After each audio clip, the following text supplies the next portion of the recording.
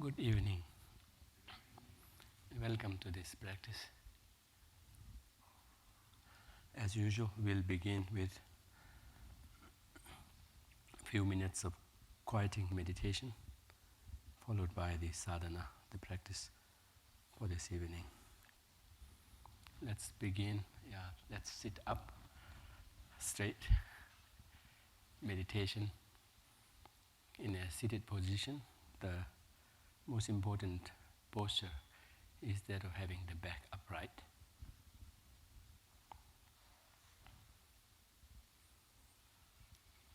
And sitting in as comfortable way as possible.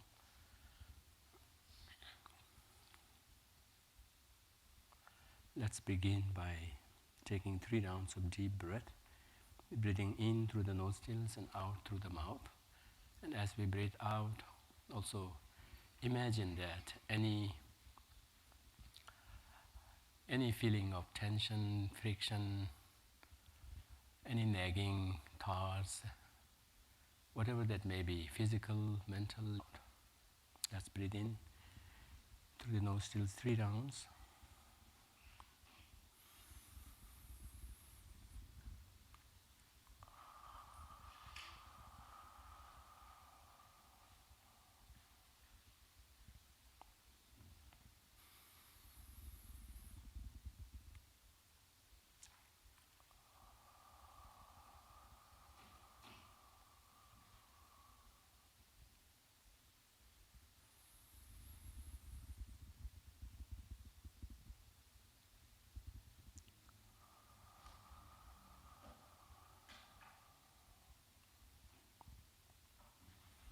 And now slowly settle back into the natural rhythm of breathing.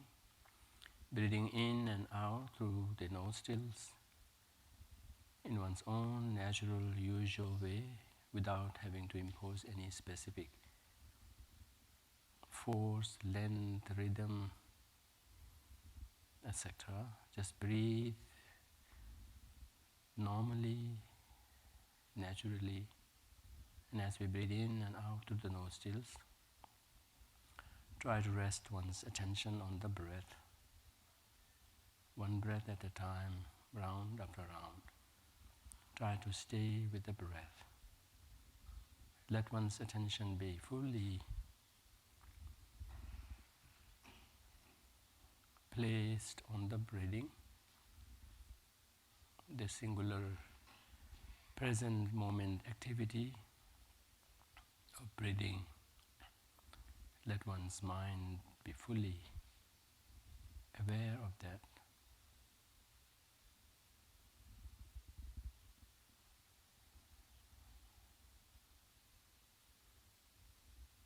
Letting the mind fully rest on this singular present moment activity of breathing in and out.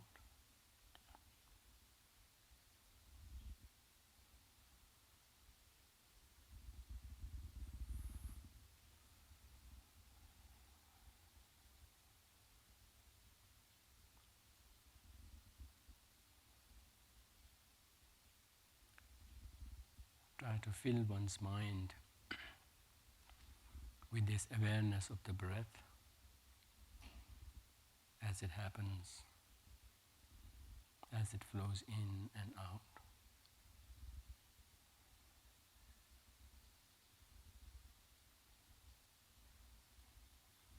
And try to stay with it for as many rounds as possible.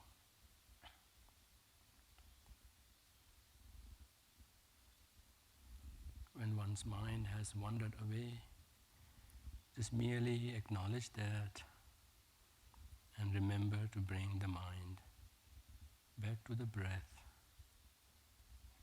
and try to be fully aware of it as it happens.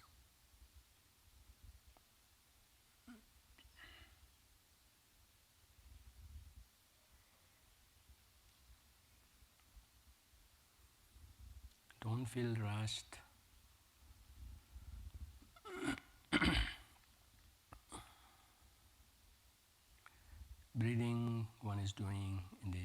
natural way. Thus it requires no specific exertion. All one has to do is to be aware of that natural process of breathing as it happens here and now.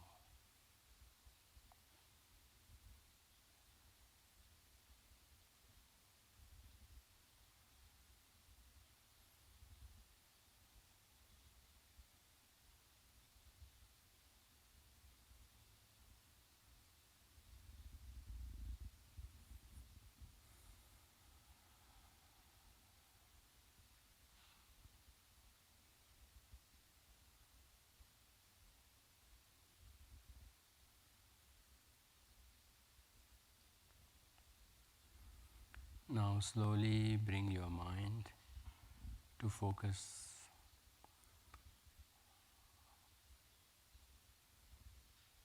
on this spot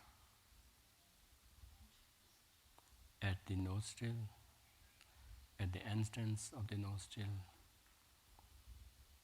and make a point to meet or be aware of the breath just at that very point as it makes its entry and comes out of it.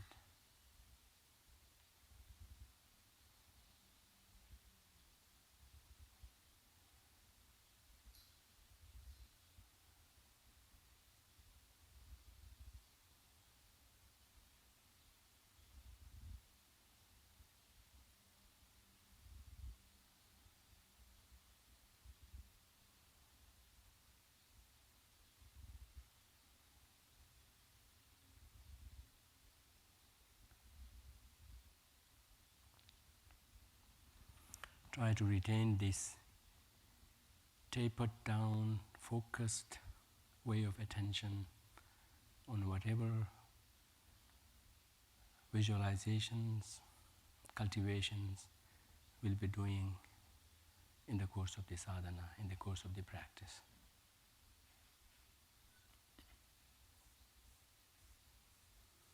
Now slowly shift the focus from the breath to observing oneself as though looking from above. Find oneself seated in the midst of fellow practitioners.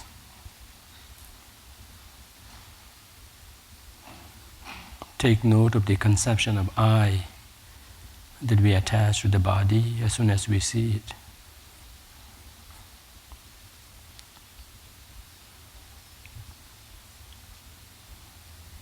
Yet at the same time, be reminded of the fact that as much as I, the conception of I, becomes vivid upon the mere sight of one's body, one would find oneself at loss, at sea, if one were to zoom in, trying to zero in and locate the I on any specific part of the body.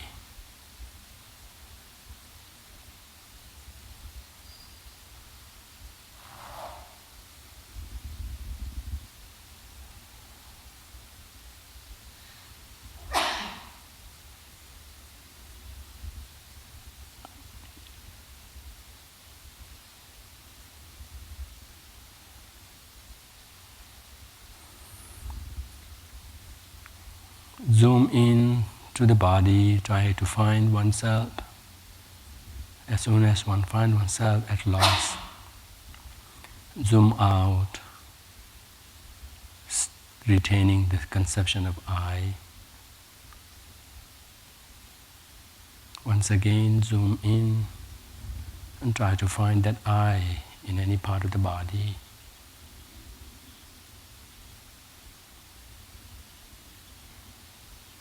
And again, zoom out. Retain that sense of I associated with the body.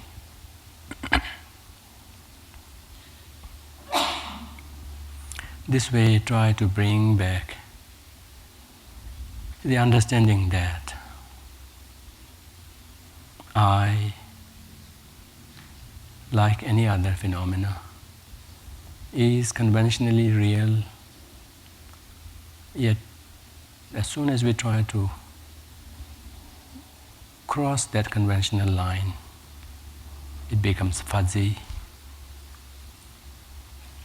which doesn't make I any less of a reality, except it makes us clear in terms of its interdependent nature. This helps in loosening up a little bit, instead of merely clinging to a solidified concept. It helps us in loosening up and tries to see self and others in the light of being interdependent, in the light of being inter-is or interbeing, rather than being a unit, cut out unit of its own. Strengthen that understanding in terms of how who one is dependent on others, who others are in relationship to you.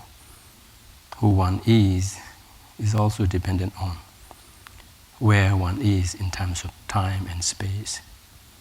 That way, without having to deny one's existence, one will be able to appreciate the nature of I in a more flexible, relative nature.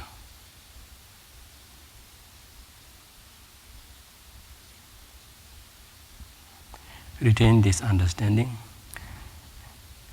and try to apply this to just about anything that we would picture in our mind, be that in the form of cultivation, in the form of visualization, etc., in the course of this sadhana.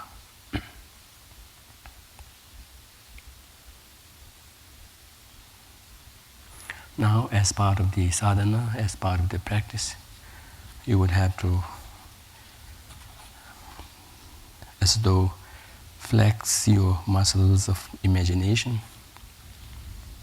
The richer the imagination that one is comfortable with,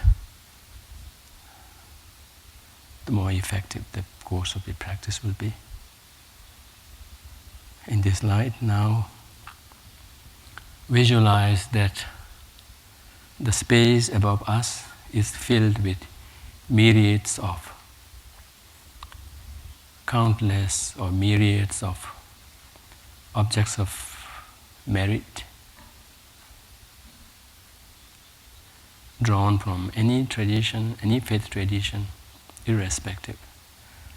Whatever image, form, principle that usually succeeds in inspiring oneself spiritually, invoke their presence in the space. In the case of those who have been attending the Buddhist practices, that would mean imagining the presence of Buddhas, Bodhisattvas, Arhats, Arya beings,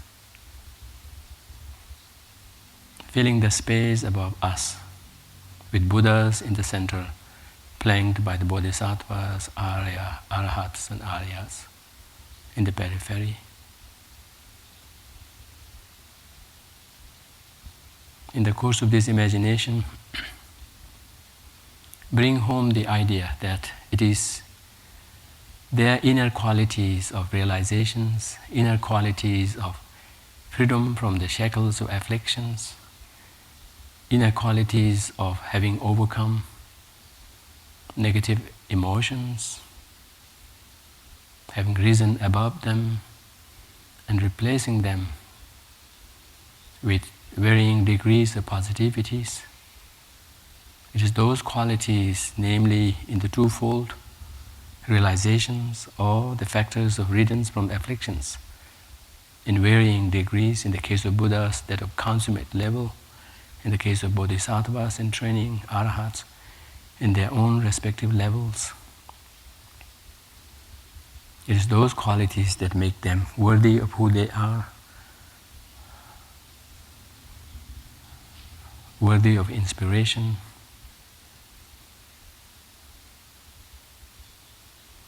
It's those same qualities that we aspire to generate within us. And it's through the cultivation of these qualities, be that of realizations or positive qualities, or that of freedoms, freedom from the afflictions in varying degrees, that will ensure the achievement of happiness, a lasting, genuine, meaningful happiness that we all aspire for.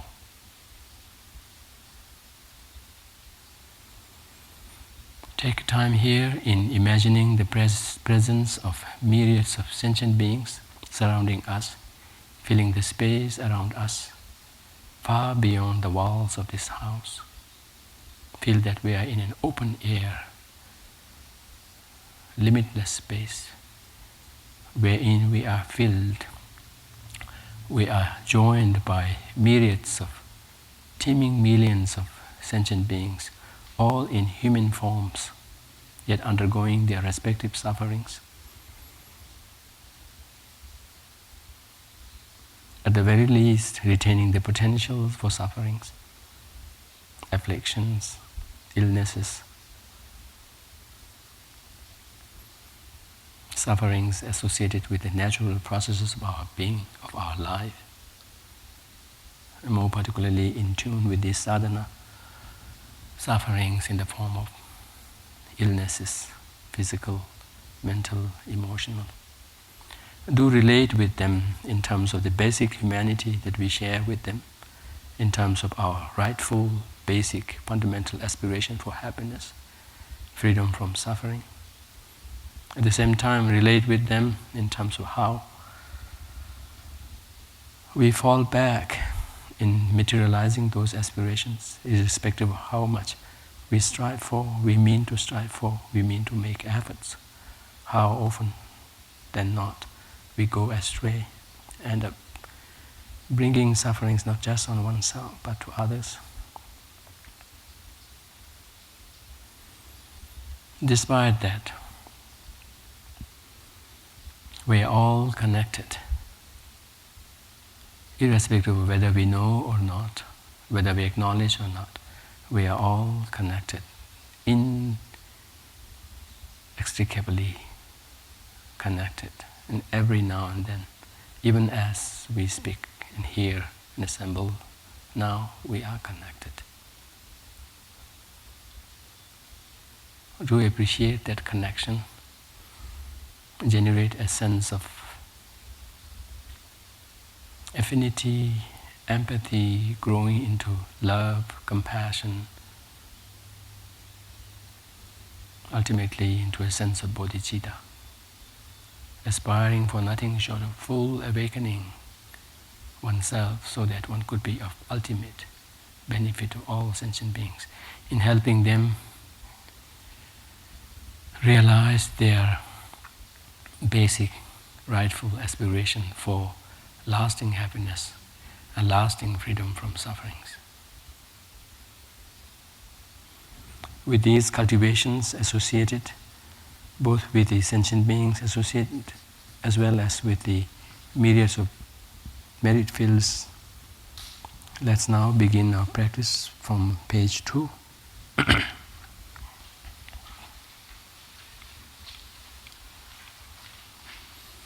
Where we take refuge and generate bodhicitta.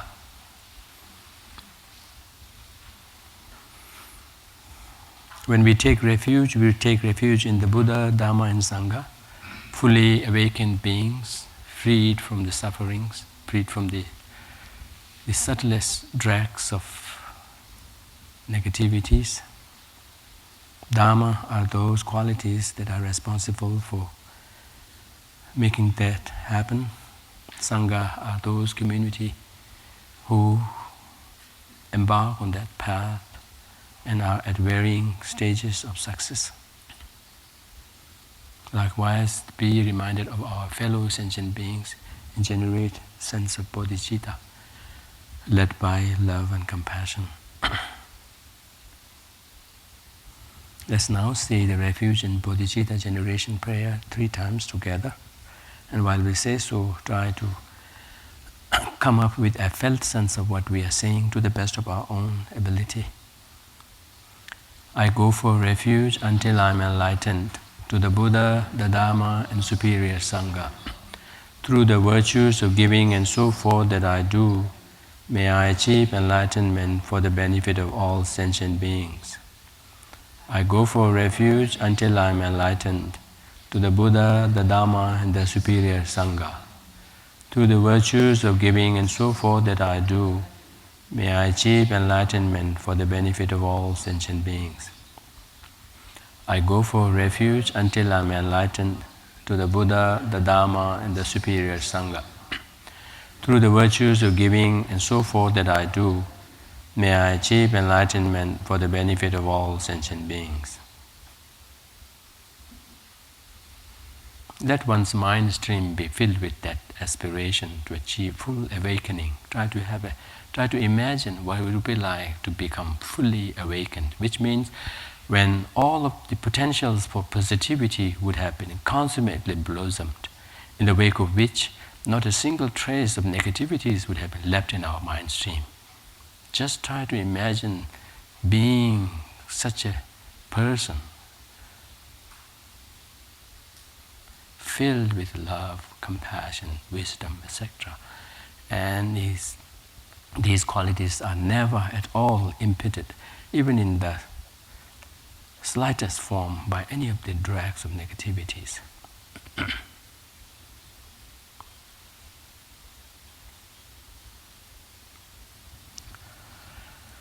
Let's now move on to the next practice called the 4 immeasurables.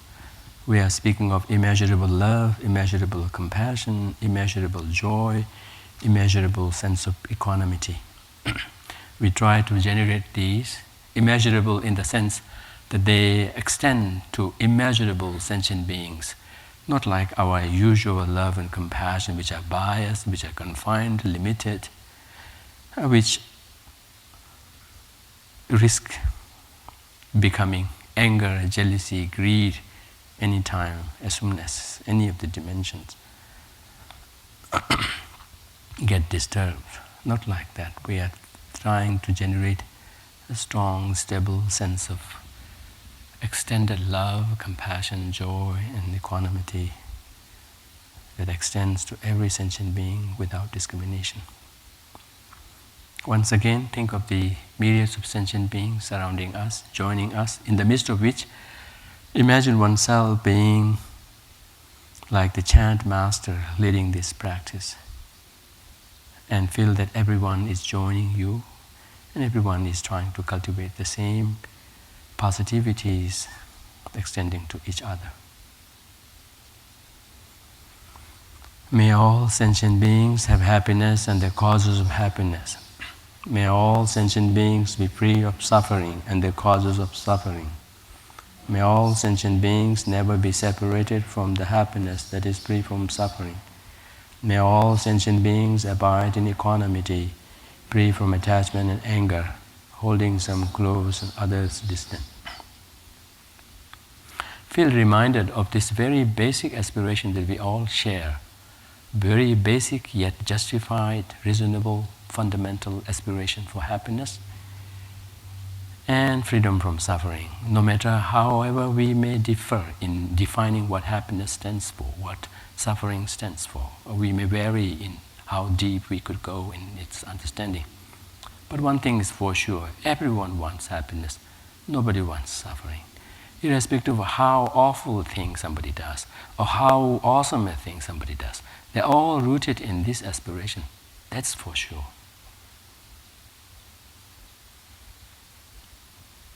With this in mind, let's once again recite these and try to come up with a felt sense of not just wishing others to have them, let oneself also generate, cultivate such a feeling that extends to everyone, and challenge oneself in extending these same qualities to those people whom we usually have difficulty extending those, towards whom we sometimes even feel justified to be angry, to be nasty, etc.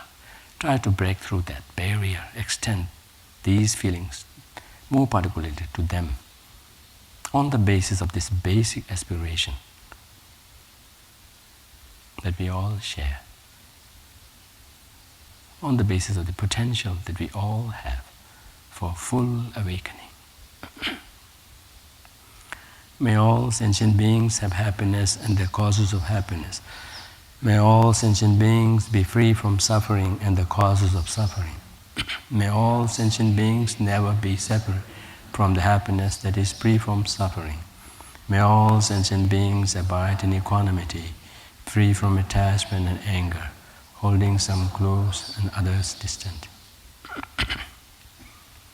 Let's now move down to cultivating special bodhicitta. Bodhicitta, by the way, is the aspiration which aspires for nothing short of full awakening, so that one could be of ultimate benefit to all sentient beings in the truest sense of the word. It's a state of being.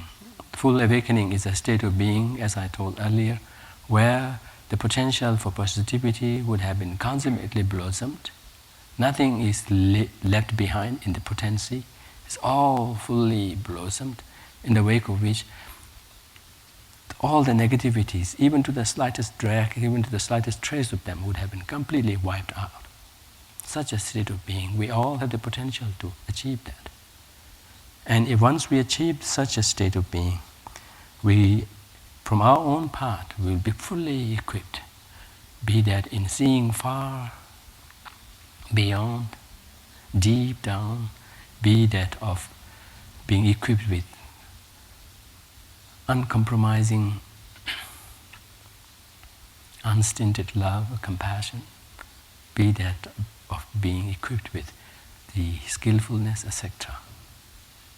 And when we say special bodhicitta, we try to generate not just an aspiration, we try to invoke not just such an aspiration, but such an aspiration is now tinged with, conjoined with a sense of urgency, with the wish that may I achieve so in as short period as possible.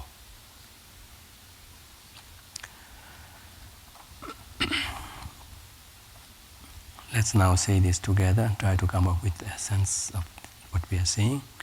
Especially for the benefit of all sentient beings, I will quickly, very quickly attain the precious state of perfect and complete Buddhahood. For this reason, I will practice the yoga method of Guru Medicine Buddha. Let's now turn the book on page 1.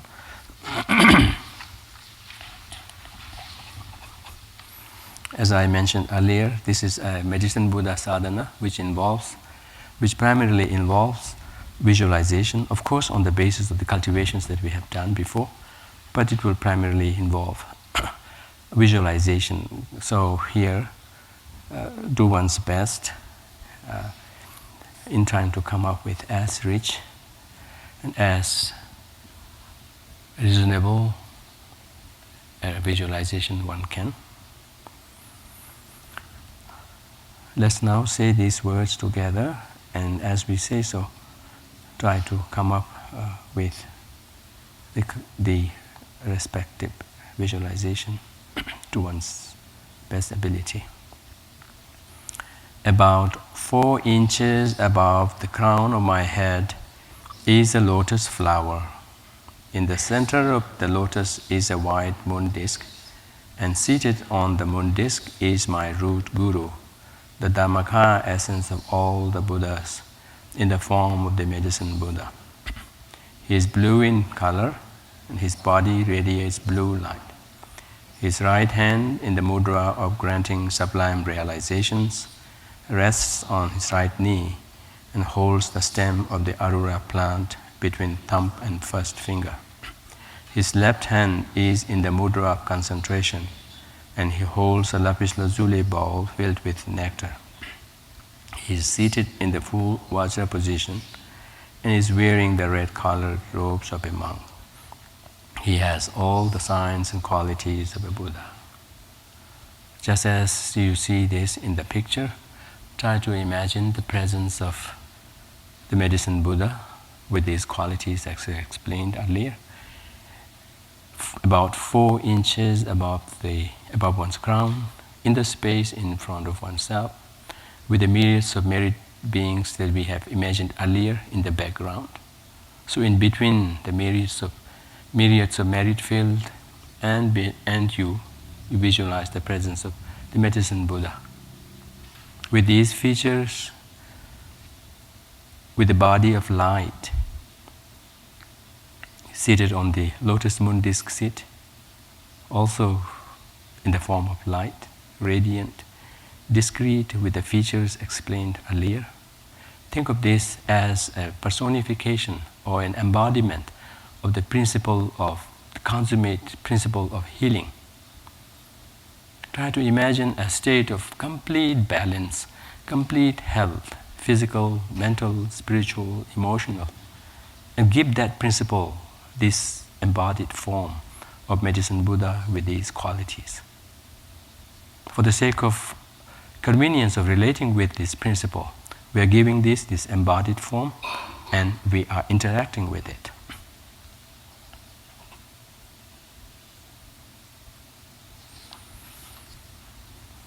Let's now turn the book on page 3.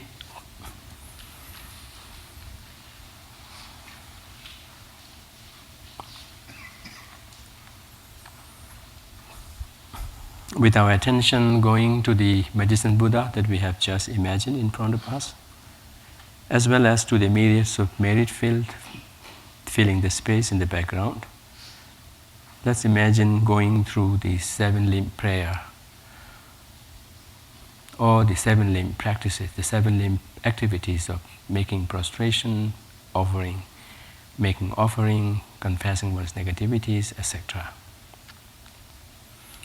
Feel that one is joined by the myriads of teeming millions of sentient beings, all of them joining us in this cultivation, each of them respectively imagining in the same way that one does.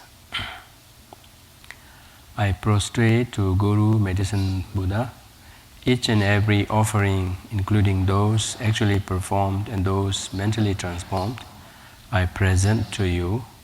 I confess all non-virtuous actions accumulated since beginningless time. I rejoice in the virtues of both ordinary and noble beings. As our guide, I request you, O Buddha, to please abide well and turn the wheel of Dharma until samsara ends. All virtues, both my own and those of others, I dedicate to the ripening of the two bodhicittas and the attainment of Buddhahood for the sake of all sentient beings. Once again, with our attention going to the medicine Buddha and to the myriads of merit fields filling the space in the background, let's make the following request once more. The fully realized destroyer of all defilements, fully realized Buddha, having fully realized the absolute truth of all phenomena, Guru Medicine Buddha, King of lapis light, to you I prostrate, go for refuge and make offerings. May your vow to benefit sentient beings now ripen for myself and others. This is invoking the power of this consummate principle of healing that is conjoined with, that is accompanied by immeasurable love, compassion, wisdom, etc., for the blessing of healing to whoever requires it, to whoever needs it. Be that healing from the afflicted emotions that we all are plagued by, be that healing from temporary illnesses, physical, mental, emotional, etc. So that's what we are appealing for.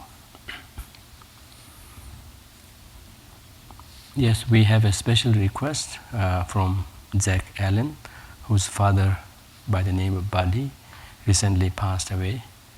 We have a request to especially include him in our prayer for healing in the remaining parts of the journey. Let's now turn the book on page 4.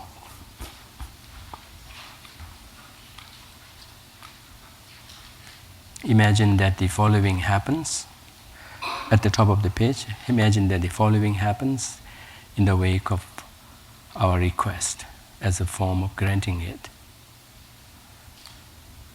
And this imagination or this visualization we undertake in relation to the Medicine Buddha. Granting my request from the heart and holy body of the King of Medicine, Guru Medicine Buddha, infinite rays of white light pour down, completely filling my body from head to toe. They purify all my diseases and afflictions due to spirits and their causes, all my negative karma and mental obscurations. In the nature of light, my body becomes as clean and clear as crystal.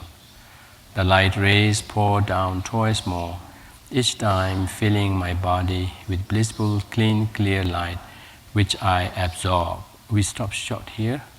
Those of you who have received Medicine Buddha empowerment before could go ahead and transform yourself into the body of Medicine Buddha. All the rest could just stop short of doing that. Imagine that as a way of granting our request for blessing, feel that rays of light emanate from the heart and holy body of the Medicine Buddha in front of us. Rays of light, which in essence are the qualities, consummate qualities of full awakening, of course, principally that of the healing, but conjoined with the accompanying qualities of love, compassion, wisdom, etc. But for the sake of our own convenience of relating with it, they come down in the form of white light. They enter our body, filling it. In the wake of which it dispels the darknesses of our diseases, afflictions, be that caused by any causes, our negative karma, mental obscurations, feel that those are in the form of darknesses have been completely dispelled with the entering of this stream of light from the Medicine Buddha's heart into our body through the crown of our head.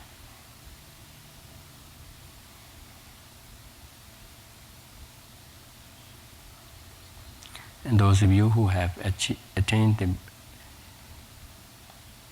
initiation beforehand could then move forward in then gradually transforming yourself or imagining yourself in the form of Medicine Buddha. Let's move forward with the mantra recitation and visualization. At my heart appears a lotus and moon disk. Standing at the center of the moon disk is the blue syllable Om, surrounded by the syllables of the mantra. As I recite the mantra, rays of light radiate out in all directions from the syllable at my heart. The light rays pervade the sentient beings of all 6 realms.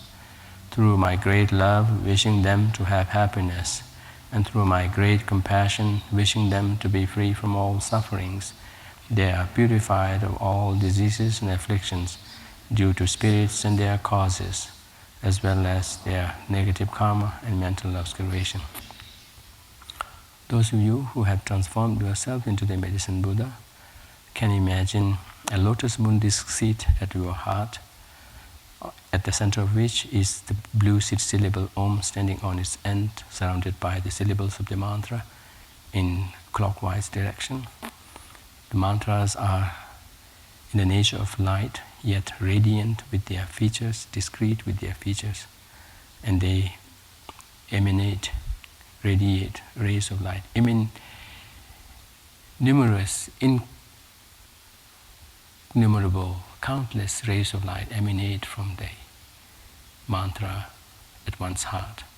And those of you who have stopped short of imagining yourself into the Medicine Buddha, one could imagine or re-invoke the presence of such a lotus moon disk seat with the mantra at the heart of the Medicine Buddha, from which rays of light emanate, going to all sentient beings. And the rays of light enter into the body of the sentient beings as the recitation of the mantra progresses. feel that the same effect of cleansing of their negativities in the form of darknesses with the entering of the light coming from the heart of the medicine Buddha as well as from one's own heart. Try to recite the mantra with the cultivation of love and compassion.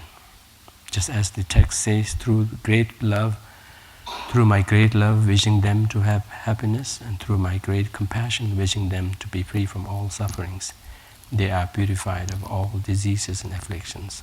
Feel that that's what's happening as the recitation progresses.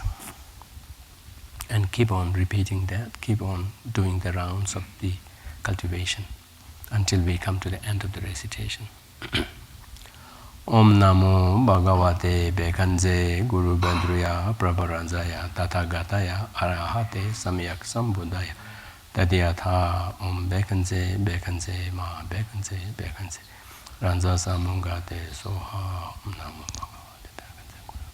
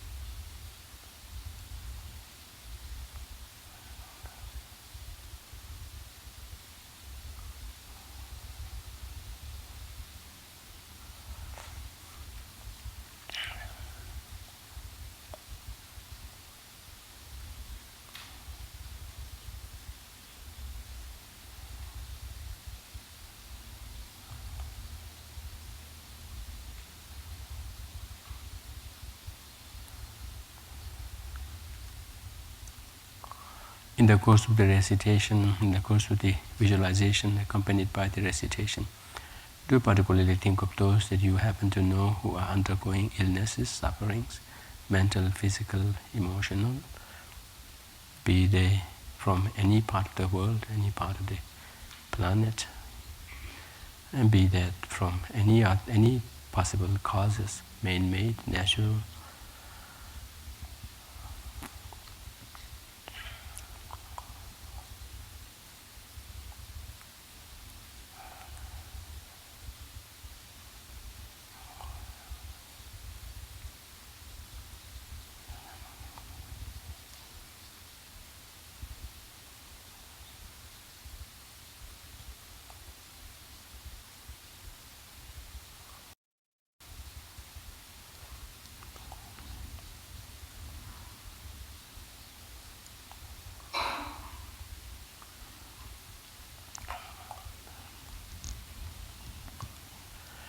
As we recite the mantra for the last and final round, once again imagine rays of light emanating from the heart of oneself as the medicine Buddha, as well as from the heart of the medicine Buddha in front of us.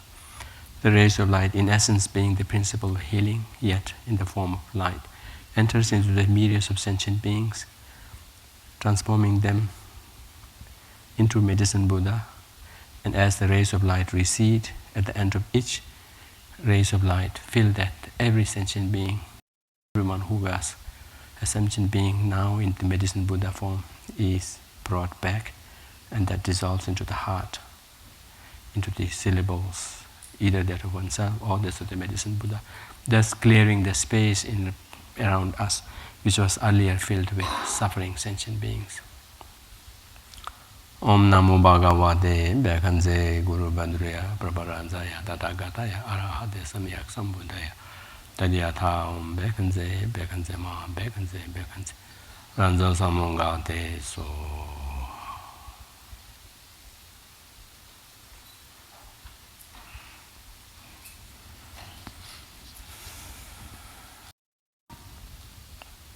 Let's now turn the book on page 6.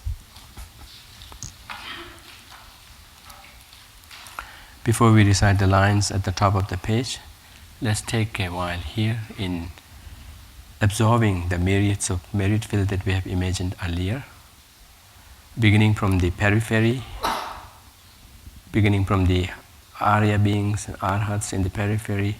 They melt into light, dissolve into each other, eventually into the Buddhas in the center.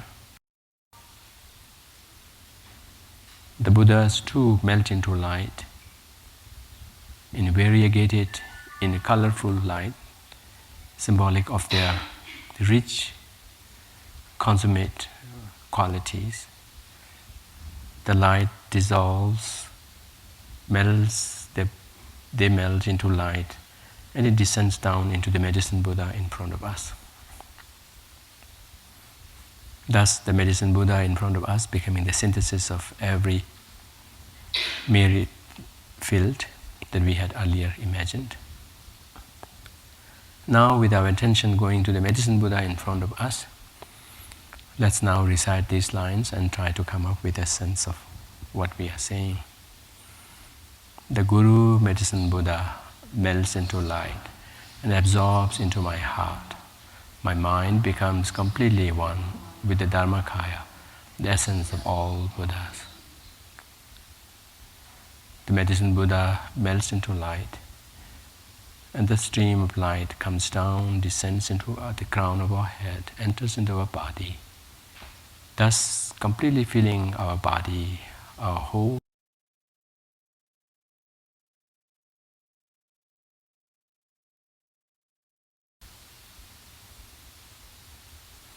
Thus transforming our bias, limited compassion into limitless, powerful compassion, our ignorance transformed into full awakening wisdom.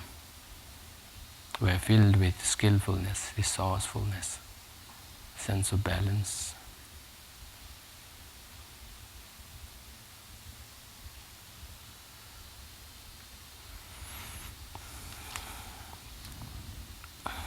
For the interest of time, please join me in dedicating merits. As I say these words, try to join me in spirit in dedicating whatever merits we may have gained from this cultivation. By the merit of this practice, beginning with caring to come to the practice and doing my best in sitting through the session, in cultivating love, compassion, at the very least trying to come up with a sense of extended love, compassion, trying to make sense of who we are as beings, how we are interconnected, how we are same in our basic aspirations, as well as our own limitations, weaknesses, ignorance, confusion, etc.